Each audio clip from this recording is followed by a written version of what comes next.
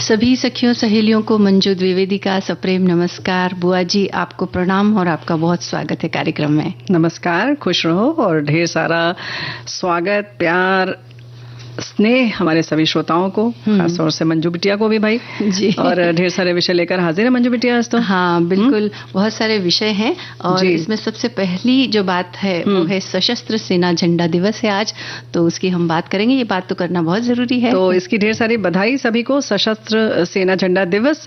और बहुत सारे हमारे साथी बचपन में चले गए हैं किस तरह से, और वाकई हमें भी याद आ रहा है कि हम लोग एक छोटा सा झंडा जो है पिन के माध्यम से लगा लेते थे स्वेटर पर, क्योंकि इस समय थोड़ी ठंड भी रहती थी, तो बड़े गर्व से उसी समय बहुत गर्व महसूस होता था।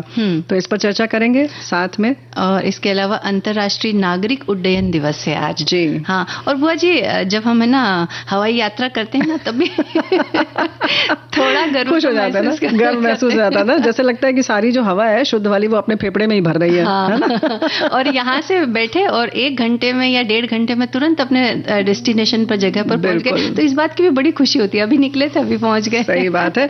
और पहले सुनते थे कि हाँ भाई उनके पास बहुत सुविधा है, वो तैयार हुए और सीधे ऐसे गए हवाई जहाज से और वहां सीधे पार्टी में पहुंच गए, और हम लोग तो ऐसे लेके ट्रेन में जाते थे। खैर समय बदला, घूमने की जो है वो चाहत अभी भी है। तो आज चलेंगे पर्यटन स्थल में हम गोरम घाट। हाँ बिल्कुल, गोरम घाट की हम यात्रा करेंगे और इसके अलावा कुछ और पिछले दिनों को भी हम याद करेंगे। हाँ, जब क्या करते थे हम कि इलेक्ट्रिक प्रेस नहीं थी तो कैसे करते थे उस समय कपड़ों पे आयरन। लेकिन एक बात बताएं, थोड़ा सा और पहले हमारे साथी नहीं गए, इस बात का थोड़ा सा अभी हमें मजा नहीं आ रहा है। अच्छा। सबने वो कोयले वाले प्रेस की बात की है, जबकि हम लोगों ने तो भाई वो समय भी देखा है जब वो भी नहीं था हमारे पास। तो जो स्कूल होता था, विद्यालय में हम लोग दुपट्टा भी पहनते थे सूती, तो उसको तह लगा के गद्दे के नीचे रख दिया जाता था, और गद्दे में भी फिर धूल ना लग जाए तो उसको कागज के बीच में रखते थे। तकिया के नीचे छोटा कपड़ा हो तो रख लिया जाता था। तो हम लोगों ने इस तरह से भी किया है। मतलब आयरन तो करना ही नहीं होता था, लेकिन जब खास ऐसे वही मौके होते थे, मौके होते थे, और जैसे अपने की ना गर्व से सीना फुलाना हो तो अपने ऐसे करके जाते थे कड़क। तो ऐसे भी किया है। बटलोई को, बटुआ जो होता था भारी वाला, उसकी तली जिसकी भारी होती थी उसको अंगीठी पे रख के गर्म कर करके उसको रगड़ा जाता था।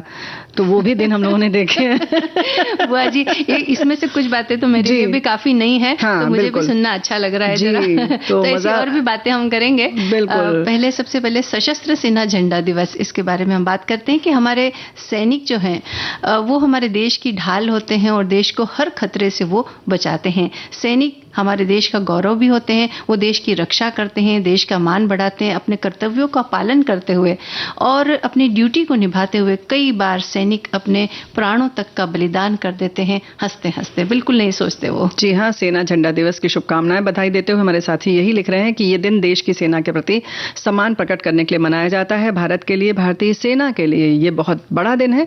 ये उन जाबाज सैनिकों को याद करने का दिन है जिन्होंने दुश्मनों से लोहा लेते हुए खुद को शहीद कर दिया। बिल्कुल, और हमारे देश के इन्हीं वीर सेनानियों की देखभाल सुनिश्चित करने और उनके प्रति अपना सम्मान व्यक्त करने के लिए प्रतिवर्ष 7 दिसंबर को भारतीय सशस्त्र सेना झंडा दिवस यानी कि Indian armed forces flag day मनाया जाता है।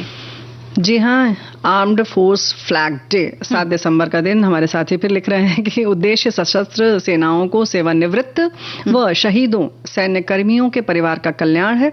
Indian arm force day flag day 2023 इस वर्ष भारत में 7 दिसंबर को इन्होंने वही लिखा है कि मनाया जा रहा है। तो उनके सम्मान में मनाया जाता है, उनकी याद की जाती है, उनके प्रति जो हमारी कृतज्ञता है उसे व्यक्त करने का दिन है, और धन संग्रह करने का प्रयास होता है। और ये झंडा जो है वो एक प्रतीक के तौर पर हम देते हैं लोगों को, और उसके एवज में कोई उसकी राशि नहीं होती है। आप जितना मन से हो उतना दे, ताकि इसमें जो है ना 3 रंग जो हैं जो चिन्हित करते हैं, लाल रंग, गहरा नीला, हल्का नीला, ये तीनों सेनाओं को प्रदर्शित करता है। तो फिर जाहिर है कि हम बताना चाहेंगे कि 1949 से प्रतिवर्ष ये दिवस हम मनाते आ रहे हैं। बिल्कुल, और इस दिवस का एक उद्देश्य जवानों के प्रति आभार प्रकट करना है, और हम भी सभी सैनिकों के प्रति आभार व्यक्त करते हैं, और जिन सैनिकों ने देश की रक्षा करते हुए अपने प्राण को न्योछावर किया है उन्हें हम श्रद्धांजलि देते हैं। और जैसा कि हमने कहा कि एक राशि राशि जो है वो इसमें इकट्ठी की जाती है। तो उसके उद्देश्य वैसे तो हमारे श्रोता ने कुछ बताए हैं, लेकिन फिर भी हम थोड़ा और इस बारे में बताना चाहते हैं कि इसके 3 मुख्य उद्देश्य होते हैं। पहला तो है कि युद्ध के समय हुई जो जनहानि होती है उसमें सहयोग देना है। दूसरा, सेना में कार्यरत कर्मियों और उनके परिवार के कल्याण में सहयोग देना है। और तीसरा है सेवानिवृत्त कर्मियों को उनके परिवार के कल्याण हेतु इस राशि का उपयोग किया जाता है। वैसे कोई भी व्यक्ति इसमें अपना सहयोग दे सकता है। जी हाँ, कभी भी दे सकता है, लेकिन दिवस जो बना देते हैं तो जाहिर है कि हम भी मन से संकल्प लेते हैं, उस दिन कृतज्ञ होते हैं, याद करते हैं। हमारे साथी यही सब लिख रहे हैं कि सारी चीजें जो हमने बात की हैं वो साझा करते हुए एक साथी ने लिखा है, याद रहे हमेशा वीर सैनिक शहीदों की साहस भरी कहानी, सैन्य कर्मियों के प्रति अपनी कृतज्ञता और सराहना है जता दी। जी, तो यही सब लिखा है। इन्होंने ये भी लिखा है कि ये दिवस थल सेना, नौसेना, वायुसेना के जवानों, उनके परिवार कल्याण के लिए है। और वही सारी बातें कि 2049 से लगातार मनाया जा रहा है। मदद करने का, आर्थिक रूप से मदद करने का ये मौका देता है ये दिवस जो है। ये हमारे साथी ने जो लिखा है ना, बचपन की बात एक ने याद ताज़ा करते हुए कहते हैं कि बचपन के स्कूल की याद ताज़ा हो जाती है। आज के दिन स्कूलों में सभी छात्रों से 50 पैसे के लगभग लिए जाते और एक छोटा सा झंडा दिया जाता था। उस छोटे से झंडे से एकत्र की गई राशि को सेना के ऊपर खर्च किया जाता है। यही बात लिखते हैं कि आज ये हमारे गर्व की बात है। बचपन में फ्लैग डे पर विद्यालय में पिन लगाकर एक झंडा मिला करता था। हम लोग कुछ पैसे उसके एवज में दिया करते थे। तब हम ये नहीं समझ पाते थे कि ऐसा क्यों है। लगभग प्रतिवर्ष ही आज के दिन ये कार्य होता था, लेकिन अब तो इसके उद्देश्य से परिचित हैं। और बुआ जी, कितना सुनहरा मौका होता है ये हमारे पास कि हम देश के प्रति और उन सैनिकों के प्रति कृतज्ञता व्यक्त करने का। तो हमें भी थोड़ी सी इस दिन थोड़ी उदारता बतानी चाहिए और जितना हो सके सहयोग करना चाहिए।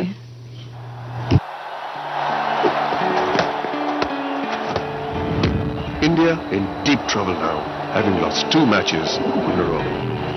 अपना है दिल ये आज का। मैं मैच देखने नहीं आऊंगा। पापा कहते हैं इंडिया कभी जीतती तो है नहीं। बोल दो ऐसे जागो रे साथियों, दुनिया की आंखें खोल दो, लहरा दो,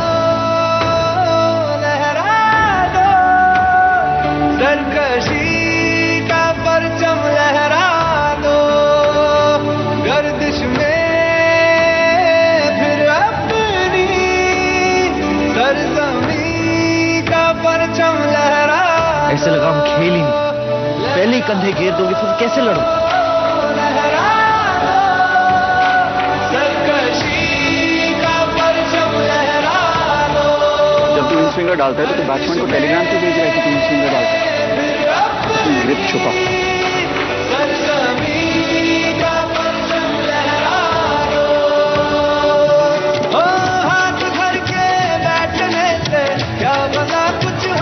As says entry Goal Stadium, except Lords. If and when India reaches the final, we shall happily issue में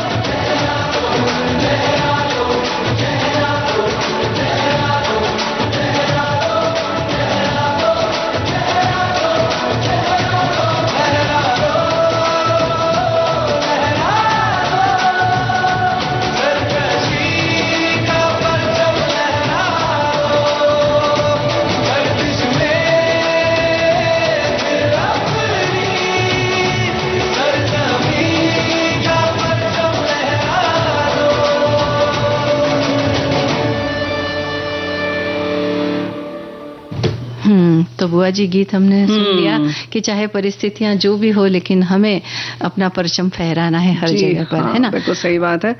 और आज और खास दिवस है नागरिक उड्डयन दिवस अंतर्राष्ट्रीय, वो भी, तो सभी को ढेर सारी शुभकामनाएं, बधाई। ये भी 7 दिसंबर को मनाया जाता है। हाँ बिल्कुल, चलो उड़ा जाए। उड़ा जाए। उससे पहले एक हमारी श्रोता की बात हम साझा कर लेते हैं। लिखती है कि आज मैं आपको मेरी पहली हवाई उड़ान की अनुभूति साझा करती हूँ। बचपन में कभी कभार आकाश में उड़ती हुई हवाई जहाज को देखकर मन उत्साहित हो उठता था। सपने में भी सोचा नहीं कि इस पर सैर करूंगी। शादी हुई, पतिदेव का ट्रेनिंग लंदन में, और हमारी पहली हवाई जहाज का सफर आज भी भूले नहीं भूलती। सन 1994 की ये बात है। अब देखो भाई, अब सीधे चली गई लंदन। हाँ। ये तो और मजेदार बात है ना। बिल्कुल, कि अब उठी भी तो सीधे उड़ के चली गई वहां। तो ये और अच्छा लगा होगा कि हाँ। 7 समंदर पार पहुंच गई।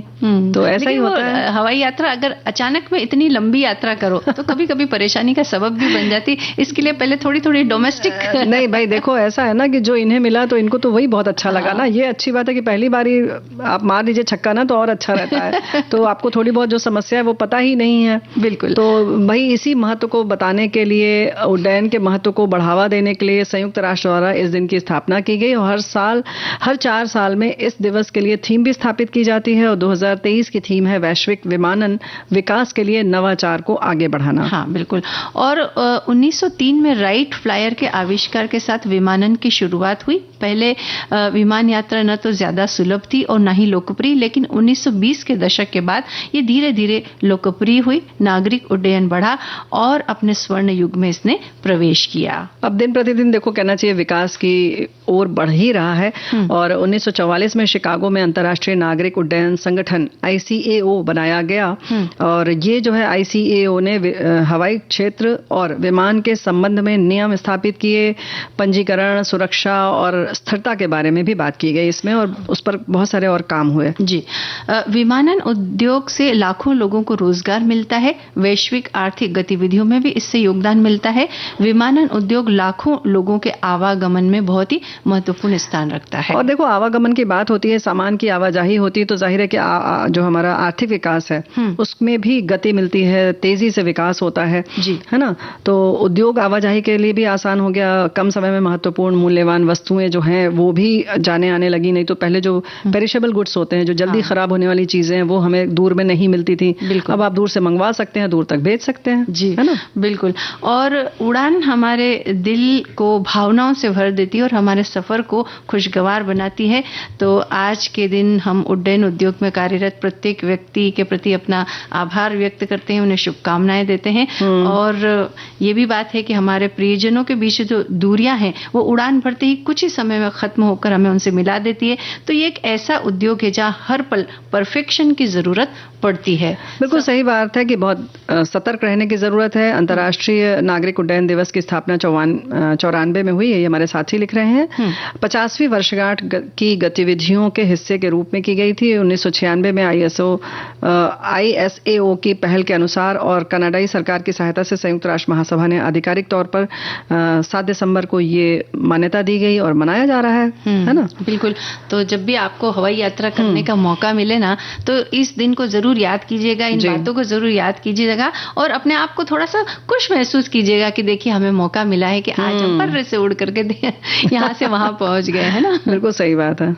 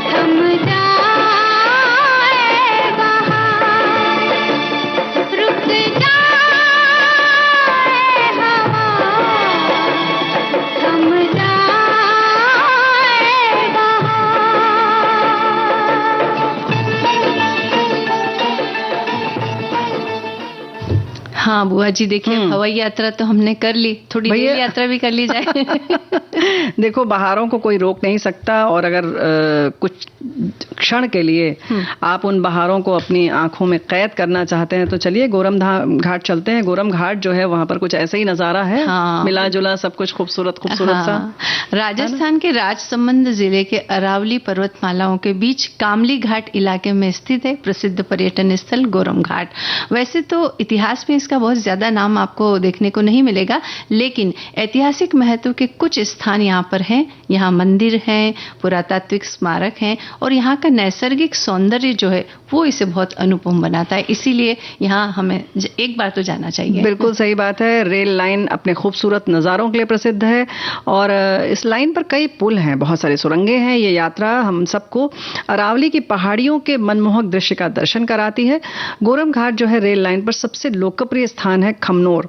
तो खमनोर स्टेशन से गोरम घाट का जो है सबसे खूबसूरत नज़ारा दिखाई देता है। हाँ बुआ जी, इतनी खूबसूरत ये जो जगह है, और उसमें धीरे धीरे, क्योंकि पहाड़ी इलाका है ना, तो ये जो रेल लाइन है ना, इस पर रेलगाड़ी बहुत धीरे धीरे चलती है, और धीरे धीरे चलते हुए उन दृश्यों को देखना सचमुच बहुत मन को लुभाता है। और रेलगाड़ी यहाँ पहुंचने का सबसे सुगम मार्ग है। अरावली की पहाड़ियों के मनोरम दृश्य देखते हुए तेंदुआ, भालू, जरख, सियार, काले लंगूर, हिरण जैसे वन्य जीव भी हमें कभी कभार यहाँ दिख जाते हैं। और कुछ नहीं तो कम से कम लंगूर तो यहाँ अवश्य देखने को मिलते हैं, क्योंकि उन्हें खाना चाहिए रहता है, तो वो यात्रियों द्वारा जो लाई गई खाद्य सामग्री उसको पाने की होड़ में लगे रहते हैं। सही बात है, वो दिख जाते हैं, करीब आ जाते हैं और उनसे खाना छीनने की कोशिश करते हैं। यात्री लोग देते भी हैं उनको।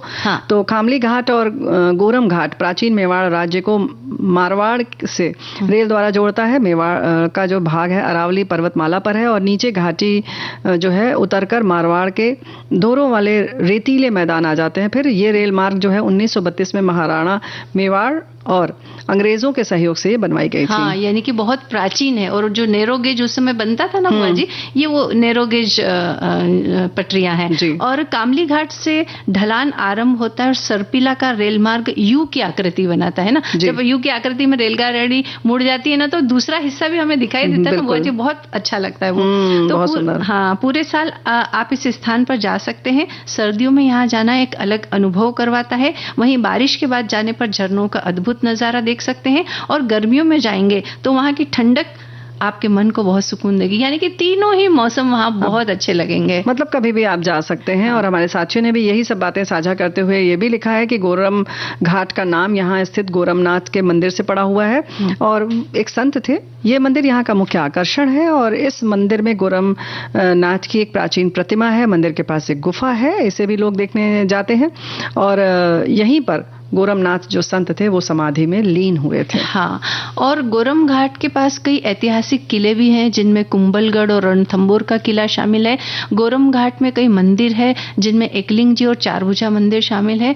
गोरम घाट के पास एक प्रसिद्ध झील भी है जिसका नाम है नक्की झील, ये भी देखने योग्य है। तो जब आप इस स्थान पर जाएं तो आसपास की इन चीजों को भी देख लें। जी तो, हाँ, बिल्कुल। हाँ, अगर एक दिन का समय है तो केवल गोरम घाट जाइए, और अगर ज्यादा समय है तो ये आसपास की चीजें भी घूम लें। बिल्कुल सही बात है, लेकिन ज्यादा समय बिल्कुल आप लेकर जाएं, क्योंकि आसपास की चीजों को क्यों छोड़ेंगे, वो नाराज हो जाएंगे।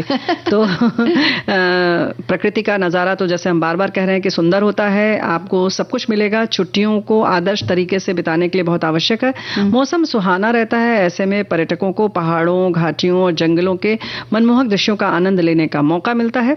ये जगह हरियाली से भरपूर है जो हमारे आंखों को बहुत सुकून देती है।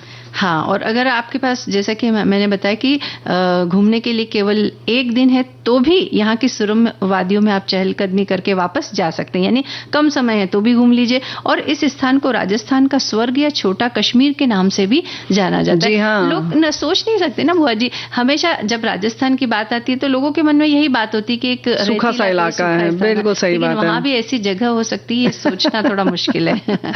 भाई, इसीलिए तो हम बता रहे हैं ना कि आपको जब कभी इस तरीके की चीजें देखनी हो तो आप राजस्थान की तरफ भी रुख कर सकते हैं। खाने की बात आती है तो फुलाद रेलवे स्टेशन है, यहाँ पर आपको खान पान सामग्री जो है वो खरीद सकते हैं। यहाँ पर एक और स्थान है प्रभु सिंह जी की धुनी, यहाँ से आगे जाने के लिए पैदल यात्रा करना होता है। और अगर आप जंगलों में और आगे तक जाना चाहते हैं तो इसके बाद कोई आपको वाहन नहीं मिलेगा, थोड़ा सा पैदल चलना पड़ेगा। उसका अपना मजा है भाई। बिल्कुल। और ये जो हमने बताई ना फुलाद रेलवे स्टेशन, जहाँ खाने पीने की चीजें मिलती है, वहां से आप खाद्य सामग्री साथ लेकर चलिए, क्योंकि आगे खाने पीने का सामान नहीं मिलता है, इसीलिए ये बात हम बता रहे हैं आपको।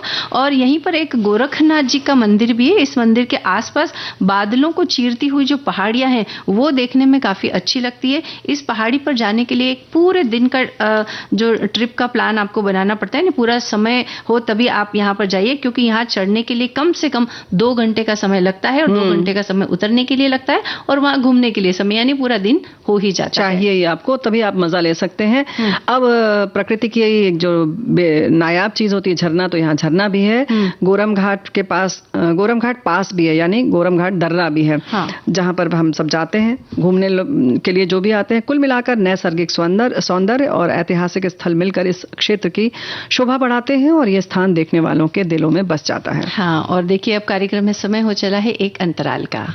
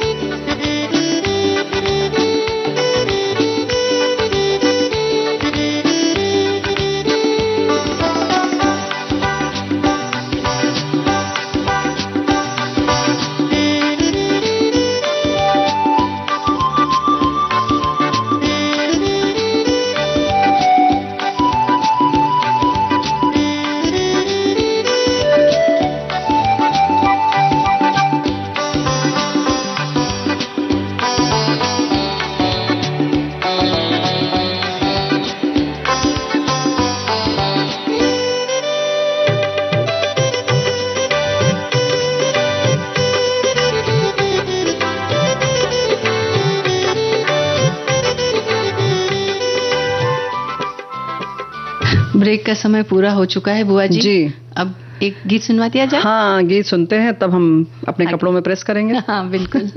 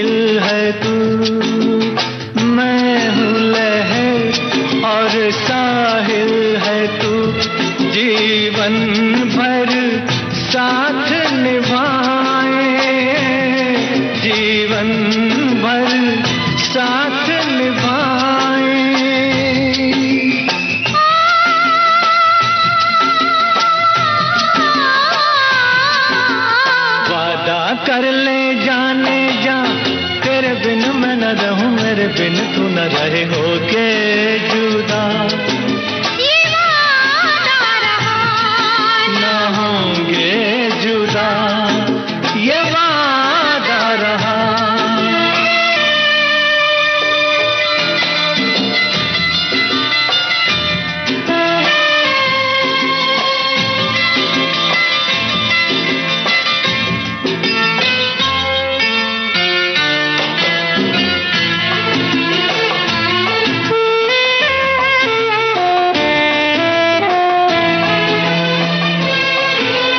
जब से मुझे तेरा प्यार मिला, अपनी तो है बस यही दुआ, हर जन्म यूं मिल के रहेंगे, हर जन्म यूं मिल के रहेंगे।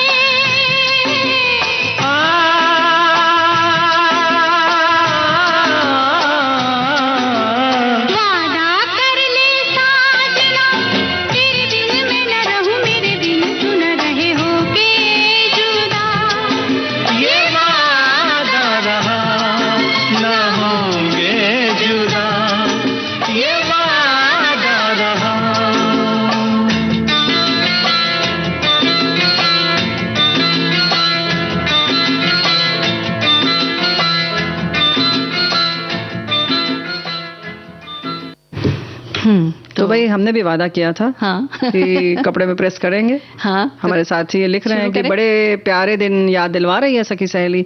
वो लोहे वाले प्रेस इतने भी भारी होते थे कि हमसे होते ही नहीं थे। तो ये भी तकलीफ रही है हमारे साथियों की। हाँ बिल्कुल, नन्हे नन्हे हाथ होते थे उस समय, वो उतनी वजनदार उठाना कि हर किसी के बस की भाई हम लोग आज भी नहीं उठा सकते। आप कमजोर हैं। हाँ और क्या, बिल्कुल। एक हमारे साथी ये भी लिखते हैं कि मेरे जमाने में यानी 90 के दशक में प्रेस तो आ गई थी भारत में, पर हमारे यहाँ प्रेस नहीं थी। लोटे में गर्म अंगारे डालकर लोटे को संसी से पकड़कर प्रेस करता था। पर एक बार गड़बड़ हो गई थी, गोल लोटे की साइज का छेद हो गया था पतले शर्ट में।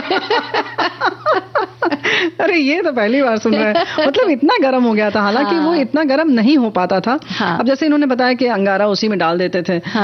कुछ लोग जब बहुत अगर जल्दी में करना है तो अंगीठी जल रही है उसी पे इसको रखा, लोटे को भारी वाले को, जिसको कि बटलोई भी कहते थे, रखा और संसी से उठाया और करा। और कभी कभी तो उसको कपड़े से, हालांकि संसी से पकड़ के वो जोर नहीं लगता था कपड़ों पे, तो उसको भी कपड़े से ही ऊपर से पकड़ा जाता था उसका मुंह, और फिर उससे प्रेस किया जाता था। तो सब किया जाता था। लेकिन बुआ जी एक बात मेरे दिमाग में आ रही है कि जब हम उसको अंगारों पे रख करके और फिर रखते थे, अगर अंगारे का एक छोटा सा एक चिंगारी ना अगर उसके ऊपर चिपक के आ गया तो फिर कपड़े का क्या होगा? तो देखो ना, गोल छेद बना ना, तो उसमें छोटे छोटे बनते थे, उसमें प्रिंट हो जाती थी अलग अलग तरीके की। कभी कभी काला कोयला लग जाता था। तब तो फिर हम सोचेंगे अरे क्यों किए।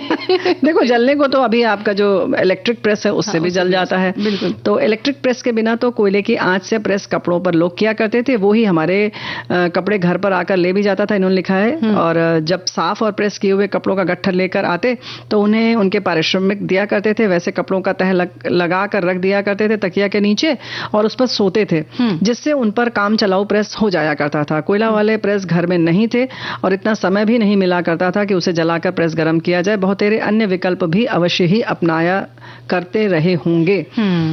और एक हमारे साथी ये भी लिखते हैं कि कोयले की प्रेस हमारे घर में भी नहीं थी, हमने भी इसका उपयोग बहुत किया है। हाँ, और बस ये भारी बहुत होती थी, लाइट होने या नहीं होने का झंझट भी नहीं था, जब चाहो तब प्रेस हो सकती थी। वैसे माँ का एक और भी सरल तरीका था, कपड़ों की प्रेस का धोने के बाद पलंग के गद्दे के नीचे रख दिया जाता था तो कपड़े में सल नहीं पड़ती थी और पहनने लायक हो जाते थे। देखा, हमने बताया ना कि देखो अभी क्या होता था। एक तो और बात है, इसके संग संग इस बात का भी ख्याल रखा जाता था कि जब हम लोग कपड़ों को फैलाते थे तो खूब झटकारते थे, और जैसे कि मुंडेर जब होती है तो चोबे गोल वाली होती थी तो वहां पर ऐसे लगा के उस पर भी हाथ एक आध बार बार चला देते थे कि उस पर प्रेस वहीं पर हो जाती थी।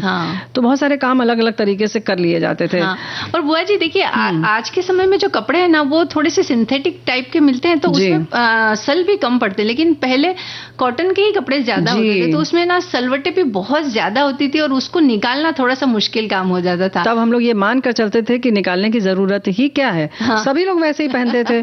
कितना आनंदमय जीवन था, सोचो जरा। लेकिन अगर कोई व्यक्ति जब सूट पहन करके उस पर जो क्रीज नजर आती थी ना वो देखते थे ना तो मन तो थोड़ा ललचाता था ना। तो बात तो फिर वही हो गई कि धीरे धीरे जो तुम कह रही हो आजकल सिंथेटिक कपड़ा, तो अब सिंथेटिक कपड़े भी बगैर प्रेस के आप नहीं पहन पाते। देखिए इस स्थिति में हम पहुंच गए हैं। तो और एक साथी हमारे ये भी लिखते हैं कि आज से 50-55 साल पहले घर में बिजली की प्रेस नहीं थी, कोयले वाली प्रेस थी जिसमें मम्मी मेरी स्कूल यूनिफॉर्म और पापा के कपड़ों पर प्रेस किया करती थी। हम भी उन्हें प्रेस करते देख धीरे धीरे करना सीख गए थे।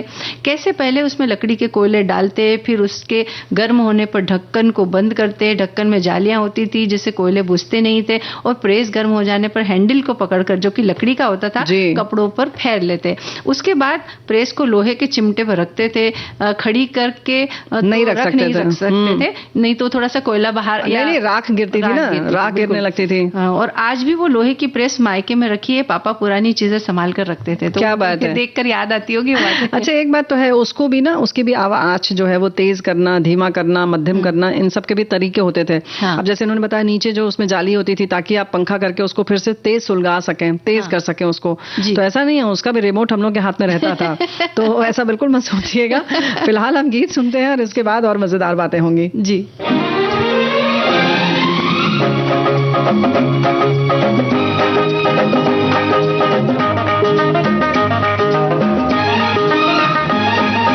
आए लो प्यार के दिन आए, मिल जाने थे अपने साए, वो भी इस तरह मिल जाए जिस तरह लहरों से लहरे जवां हो के आजा रे आजा रे आजा रे आजा रे आजा रे आजा रे आजा रे आजा रे आए लो प्यार के दिन आए।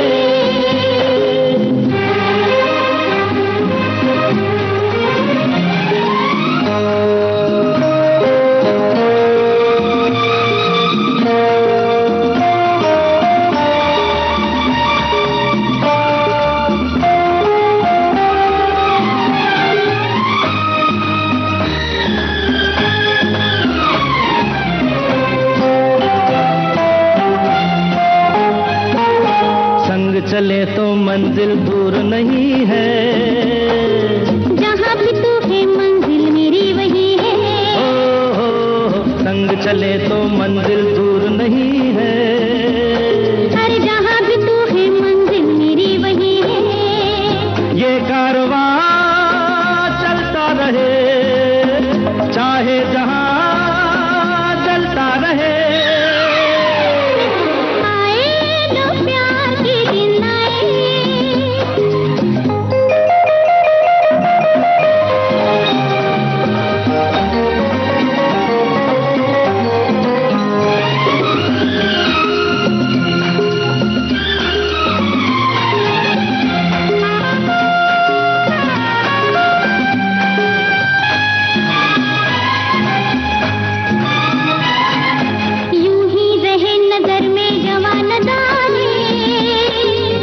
वादी में गूंजे गीत हमारे, यूं ही रहे नजर में जवान दाने, इस वादी में गूंजे गीत हमारे।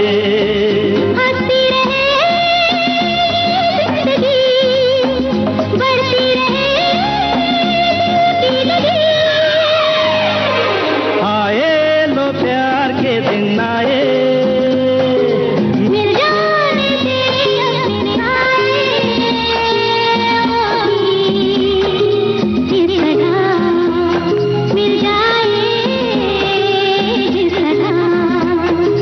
लहरों से लहरे जवां हो के आजा रे आजा रे आजा रे आजा रे आजा रे।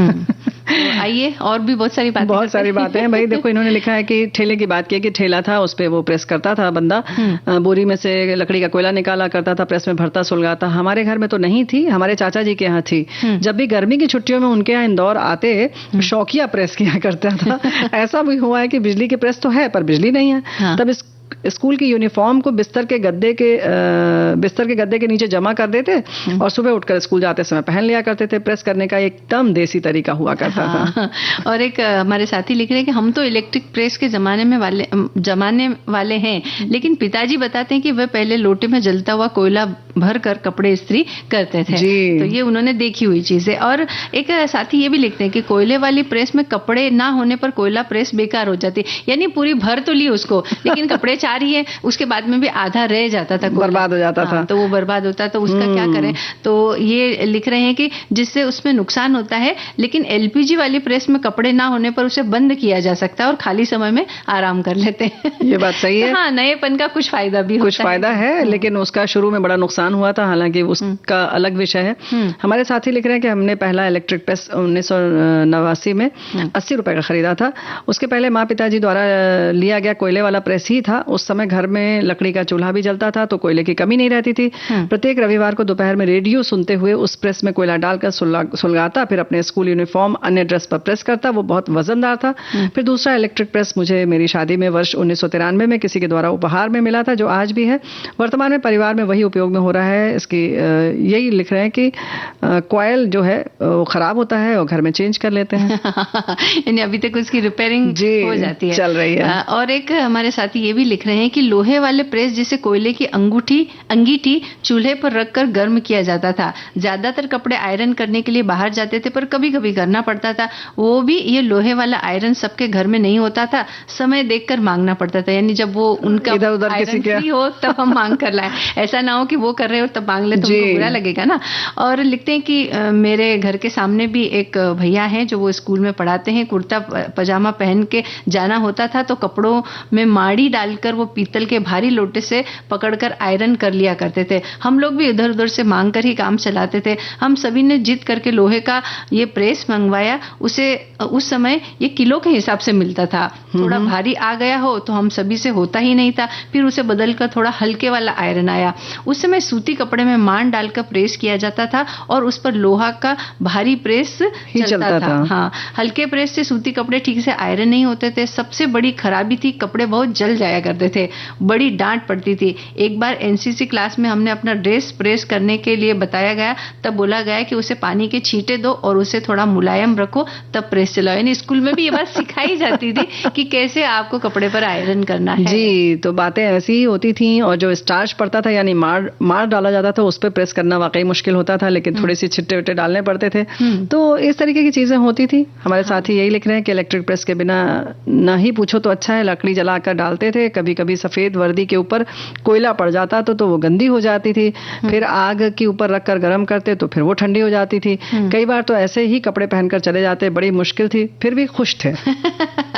उसका अपना मजा तो था भाई। हाँ, और एक हमारी साथी ये भी लिखते हैं कि हमारी दीदी यूनिवर्सिटी जाया करती थी और ताई जी टीचर थी स्कूल की। हम बहुत छोटे थे तब हम देखते थे कि अपने कपड़ों को खूब झाड़ कर सुखाती थी और चुनट करके धोती को खूब खिंचवाती थी। हमें एक बच्चे को लेकर एक तरफ से फिर गद्दे के नीचे रखती थी। एक दिन के बाद वो पूरी प्रेस जैसी लगती थी। यानी बुआ जी देखिए ना, कपड़ों को आयरन करने के लिए हमें कितनी मेहनत करनी पड़ती थी, जबकि आजकल कितनी आसानी से हो जाता है। बस घर में चालू किया, फटाफट 2 मिनट में साड़ी या पैंट या ड्रेस या कुछ भी आयरन करना। और कहीं जाना है तो अगर अचानक से लगा कि रखा हुआ कपड़ा, प्रेस किया हुआ भी कपड़ा थोड़ा सा भी सलवट आ गई है, तो हम एक बार फिर उसको ठीक करते हैं, तब पहन कर जाते हैं। तो कुछ तो अच्छा भी लगता है, लेकिन कुछ मुश्किलें भी बढ़ा ली हैं। और उनसे अगर निजात पाना हो तो गीत सुनते हैं। बिल्कुल सुनते हैं।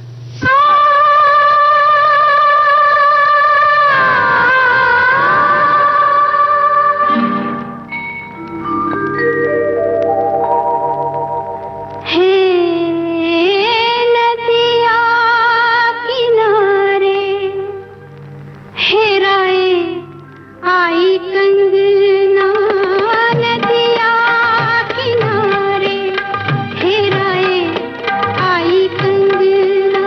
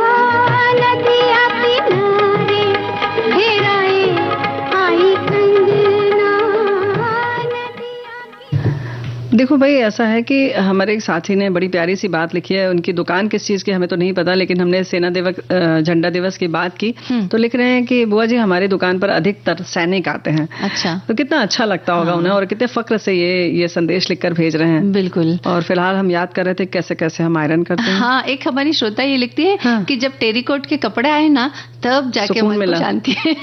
फिर उस पर भी प्रेस करने लगे हम लोग। हाँ, फिर लेकिन उस पर थोड़ी आसानी से हो जाती है। और एक श्रोता ये भी लिखती है कि इत्तेफाक ऐसा है कि अभी भी मैं कपड़े पर प्रेस कर रही हूँ जब हम बात कर रहे हैं। वाह वाह। पर प्रेस इलेक्ट्रिक की है। मम्मी करती थी लोहे वाली प्रेस से, उसमें कोयला डालकर पहले प्रेस ज्यादा गर्म रहती थी तो मोटे कपड़े कर लेती थी, फिर हल्के कपड़े मैं प्रेस करना मम्मी को देखकर ही सीखी। बहुत ही अच्छे से तह बनाकर हम गद्दे के नीचे रख देते थे, फिर प्रेस जैसे हो जाते थे। मुझे कपड़े प्रेस किए हुए ही अच्छे लगते हैं, अलमारी में अच्छे से जम भी जाते हैं और देखने में सबको अच्छे भी लगते हैं जमे हुए कपड़े। तो देखो ये भी होता था। और एक बात और भी है कि जब जो बिजली वाला जब प्रेस आया, यानी इलेक्ट्रॉनिक भी जब आया, तो भी वो भी काफी भारी होते थे, आजकल की तरह इतने हल्के नहीं होते थे।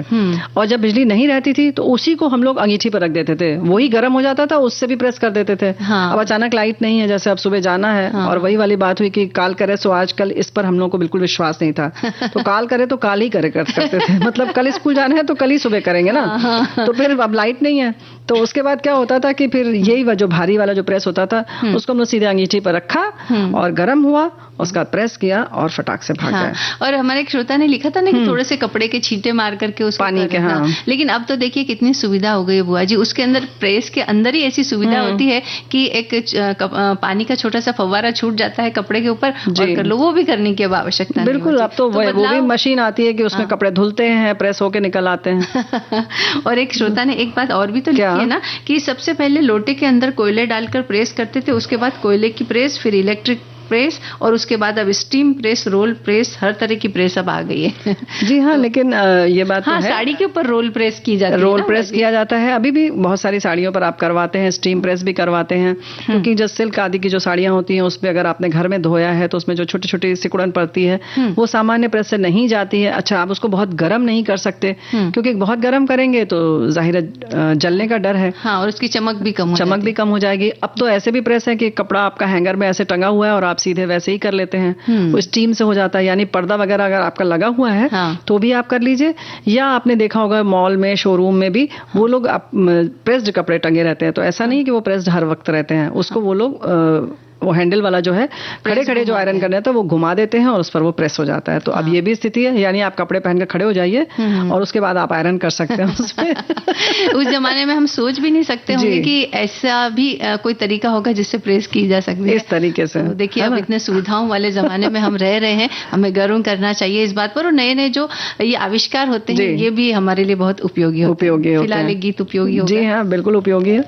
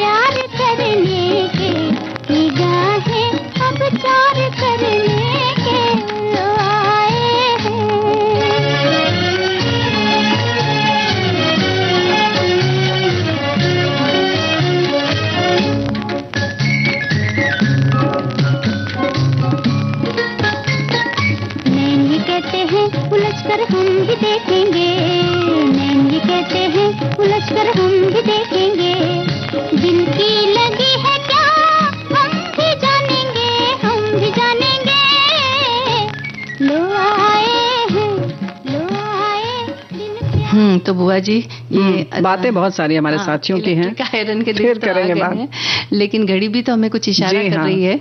वो क्या कह रही है कि बस अब कार्यक्रम को समाप्त करना है। तो आज्ञा दीजिए आप सभी को मंजू द्विवेदी और बुआ का नमस्कार।